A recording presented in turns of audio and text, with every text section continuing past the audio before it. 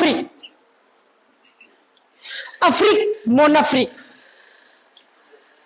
Tu as été victime d'un théâtre, d'un marché illicite et immoral. Oui, immoral. Parce que n'ayant pas pris en considération la dignité humaine. Immoral. Parce qu'ayant privé ces braves hommes et femmes de jouir pleinement de leur liberté. Immoral. Parce que leur principal but était la domination et l'exploitation. Afrique, mon Afrique. Tes grands trompeurs sont nombreux diaboliquement. Ils sont riches viscéralement et ils nous détestent profondément. Ils nous dorlotent et nous cajolent avec de grands mots fabriqués spécifiquement en un Eldorado pour nous exploiter, pour enfin nous tuer. Afrique, mon cher Afrique. Ta complaisance d'aujourd'hui me chagrine, oui, car je suis conscient de ton intégrité d'hier. Je suis conscient de la droiture qui a forgé tes fils et trempé tes filles. Je suis conscient où l'Africain avait des valeurs centrales à son existence. Batouala en a témoigné, René Mara en a constaté et des voix se sont élevées. Messieurs, dames, Auguste Assemblée, chers membres du jury, à l'état civil, c'est Alioune Diouf, étudiant en licence de droit à l'Université Anta Diop de Dakar.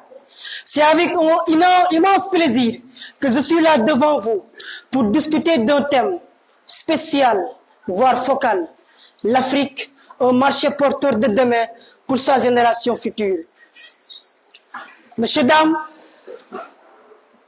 certes, l'Afrique a connu la traite négrière. Certes, elle a été victime de colonisation, mais tous les experts sont d'accord aujourd'hui qu'après des années d'évolution assez lente, l'Afrique évolue assez vite. Pour justifier cela, nous évoquerons 4 arguments qui nous semblent hautement importants et essentiellement primordiaux. D'abord, il faut savoir que l'Afrique est un continent riche en ressources naturelles. En réalité, le continent détient 40% des réserves d'or, 30% des réserves de minerais, 12% des réserves de pétrole et 54% des réserves mondiales de platine et j'en passe. Ensuite, messieurs, dames, l'essor des technologies mobiles et l'Internet a favorisé le développement de nombreux services en Afrique. Prenons l'exemple du Sénégal. Le gouvernement sénégalais a récemment dévoilé son stratégie numérique baptisée New Deal Technology. Avec un budget global de 1105 milliards, ce plan s'articule autour de 12 programmes prioritaires et 54 projets stratégiques allant de la période 2025 à 2029 afin d'accélérer la croissance économique, la croissance numérique du Sénégal. En outre, messieurs, dames, au sein de l'intégration régionale, on a la zone de libre-échange continentale africaine, la ZLECAf, qui d'ailleurs a pour but de créer un marché intégré pour le commerce des biens et des services, ainsi que la libre circulation des personnes et des capitaux.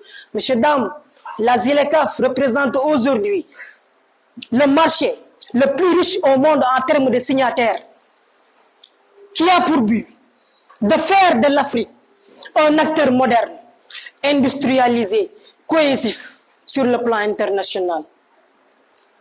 Enfin, messieurs, dames, enfin, je ne manquerai pas de rappeler que l'Afrique est le continent le plus jeune au monde. D'ailleurs, c'est le moteur de la démographie mondiale. Selon l'UNICEF, 40% des enfants de moins de 5 ans dans le monde vivent en Afrique. De même que selon l'indice de la Banque mondiale, les enfants de l'Afrique pourront avoir un avenir meilleur.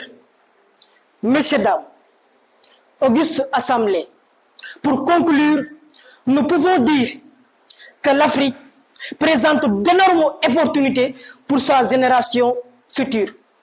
Avec une bonne gouvernance, des investissements appropriés, un cadre juridique réglementaire favorable, l'Afrique pourra bel et bien devenir un marché futur au niveau international.